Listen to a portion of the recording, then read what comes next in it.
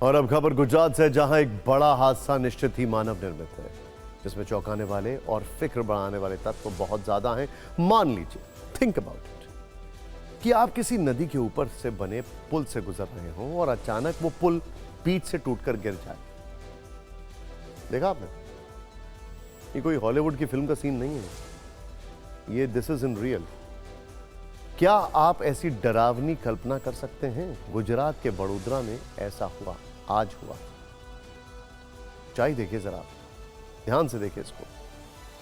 वडोदरा में महिसागर नदी पर बने एक पुल पर से कुछ गाड़ियां गुजर रही थीं, तभी यह पुल अचानक टूटकर गिर गया।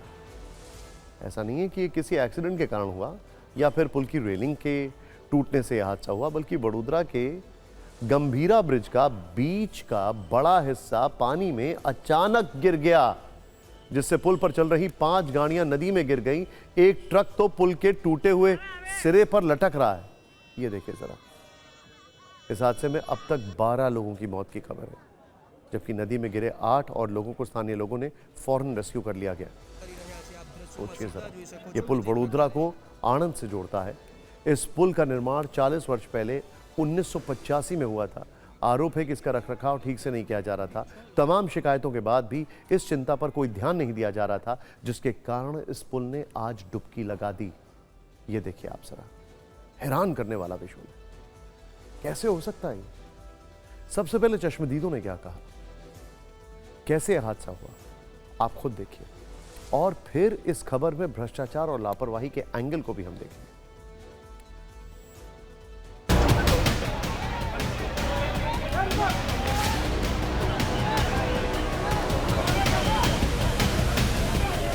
मध्य गुजरात को सौराष्ट्र की ओर से जोड़ता जो एक ब्रिज है, गंभीरा ब्रिज, वो गिरने की घटना आज सुबह हुई थी। लोगों के द्वारा कई बार ये ब्रिज को मरम्मत करने के लिए अनेक रजुआत की गई थी, अनेक बार आवेदन भी दिया गया। उसके बाद भी किसी भी प्रकार की सहायता नहीं होने से आज ये दुर्घटना का भोग स्थानिक लोग बने हैं।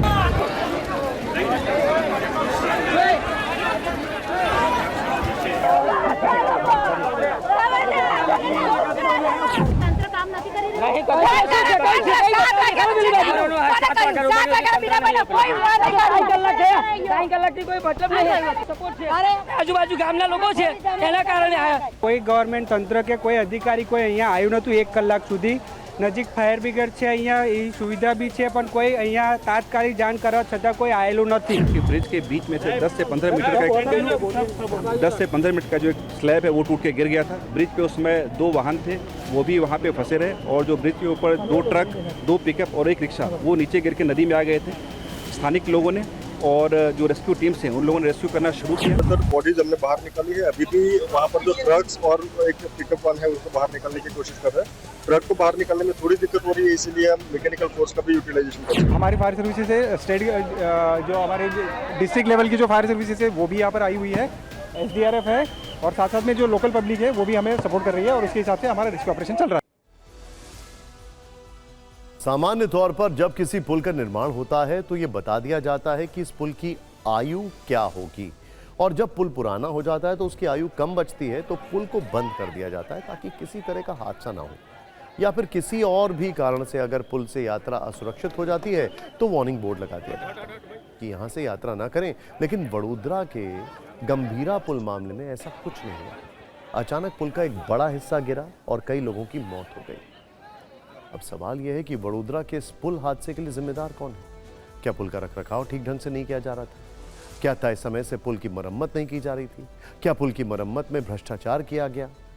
स्थानीय लोगों का आरोप है कि प्रशासन को इस पुल की मरम्मत के लिए कई बार सूचित किया, लेकिन कोई कार्रवाई नहीं हुई। इस लापरवाही का नतीजा है कि हादसे में 12 लोगों की जान चली गई।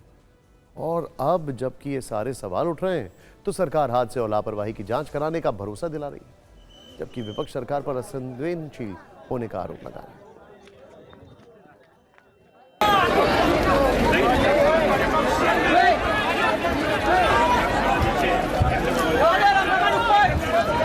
આદરણીય મુખ્યમંત્રી શ્રી વહેલી સવારે જ એક હાઈ કમિટીને અહીંયાથી તાત્કાલિક સ્થળ પર મોકલી છે અને તાત્કાલિક આ તપાસનો રિપોર્ટ મંગાવ્યો છે. આપી છે કે તાત્કાલિક ત્યાં પહોંચી બ્રિજ એક્સપર્ટ ટેકનિકલ એક્સપર્ટ ત્યાં પહોંચી જઈ અને કારણોની તપાસ તેમજ આ બ્રિજ 1985માં બન્યા પછી જ્યારે પણ જરૂર પડી ત્યારે મેન્ટેન કર્યો હતો. 212 કરોડના ખર્ચે આ બ્રિજને મંજૂરી પણ આપી હતી નવો બનાવવા માટે. એની કામ પ્રગતિમાં હતી, ટેન્ડર એસ્ટિમેટ ડિઝાઇન હેઠળ હતા અને એ થતાં જ નવો આપણે ટેન્ડર કરવાના જ હતા. सरकार ने कुछ ही वक्त पहले बहुत बड़े पैसे खर्च करके इस ब्रिज का रिनोवेशन किया. इसके लिए जिम्मेवार अगर कोई है तो सिर्फ और सिर्फ भाजपा का भ्रष्टाचार. कोर्ट मॉनिटर्ड सीबीआई इन्वेस्टिगेशन हो तभी होगा, वरना तो मैं ही चोर, मैं ही कोतवाल, मैं ही न्यायाधीश, उस तरह से चलता है गुजरात में. बंगाल में कोस्टा फ्लाईओवर के बारे में आप बोले थे, एक्ट ऑफ गॉड नहीं, एक्ट ऑफ फ्रॉड. अभी वही दोहराएंगे क्या? तो गुजरात में बार बार ये ब्रिज गिर रहा है क्यों? Proper investigation needed. PM Modi ने इस हादसे पर दुख जताया है. प्रधानमंत्री राष्ट्रीय राहत कोष से मृतकों के परिवार वालों को 2 लाख रुपए और घायलों को 50,000 रुपए की आर्थिक मदद देने की घोषणा की गई है. गुजरात में जिस तरह का हादसा हुआ है वो अपने आप में पहला नहीं है.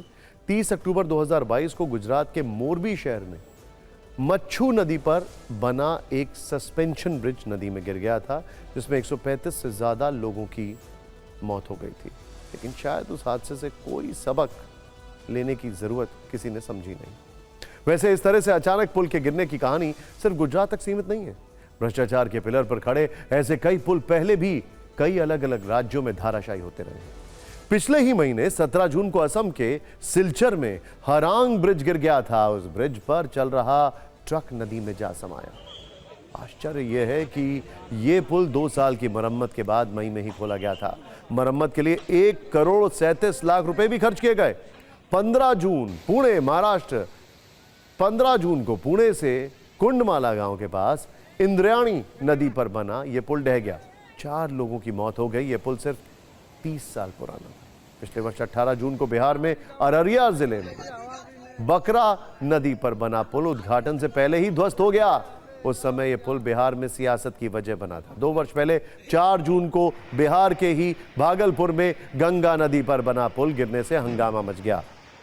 17,717 करोड़ रुपए 1,717 करोड़ रुपए की लागत से तैयार यह पुल भी अचानक गिरा था.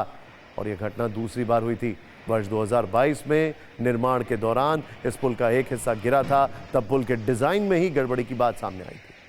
आपको ये जानकर हैरानी होगी कि बिहार में पिछले साल सिर्फ 18 दिन में 12 पुल गिर गए थे.